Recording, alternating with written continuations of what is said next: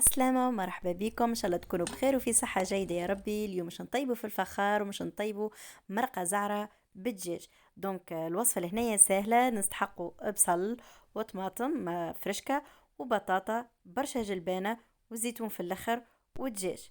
وبالنسبة للفحات كركم اكاهو، فلفل اكحل، زنجبيل وملح.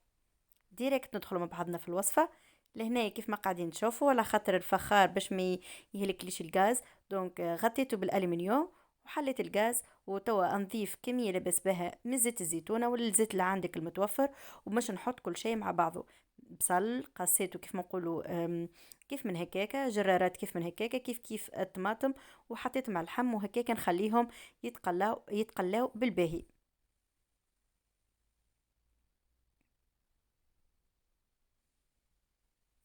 ما ننساوش لازمنا نقلبه باستمرار باش ما يلصقش في القاع متاع الطنجرة.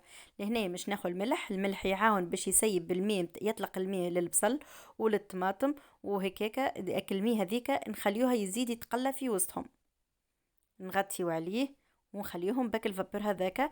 تو مش نضيفو الزنجبيل، يبننها يعطيها بنة مش نورمال وزيد على ذلك المنافع متاع الزنجبيل. لهنا مش نطيب بالكركم اكاهو. الطماطم لهنا غلات ولازمنا نكونوا شاطرين شوية. دونك الكركم زادة يعطينا صوص بنينة وصوص عاقدة. وما نحكي لكمش اخواتنا المغاربة ديما يطيبوا كان ازعر، ما يستعرفوش بالطماطم الحمراء الا يعني بقلة قليلة. لهنا في واحد فلفل اكحل وبسباس، ونقلب المكونات ونخليها هيك تتقلى شوية ومن بعد مش نمرق.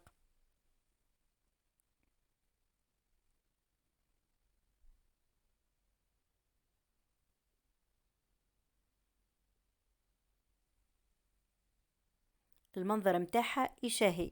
تو مش نزيد الجلبانة كونجيلية عندي، نخلطها بالباهي لين تدخل فك الفحات زاد هي قبل ما نمرق. هذا الكل قبل ما نمرق. شوفوا المنظر متاعها يشاهي. مش بالضرورة نعملوا طماطم كونسونتري، حتى بالكركم تطلع لك بنة مش نورمال.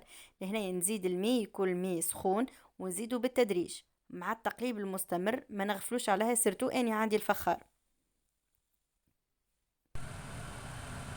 نغطي عليها ونوريكم النتيجة. زاد ما شاء الله فيحة وريحة وعقادة. لو انا هنايا في شطرة تياب متاع الدجاج نجي نرمي كعيبات البطاطا اللي عندي.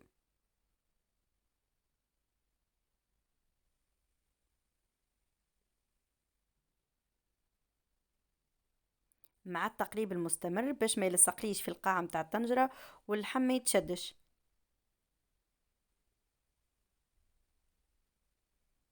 وهكا وصفتنا متاع اليوم بسم الله ما شاء الله حضرت. شوفوا البنة لفاها الله غالب الفابور ما خلانيش نصور.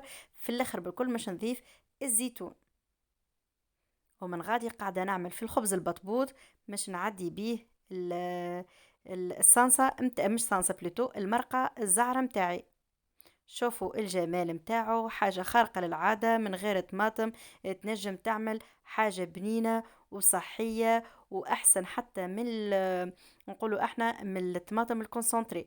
فوالا هاو كان قالوا هي ما يزيش مضرة شوية نقولوا احنا، وزيد فوق من ذلك غالية. هاوكا حتى بالكركم تجيك صوص عاقدة خاثرة. والبنة ما نحكي لكمش.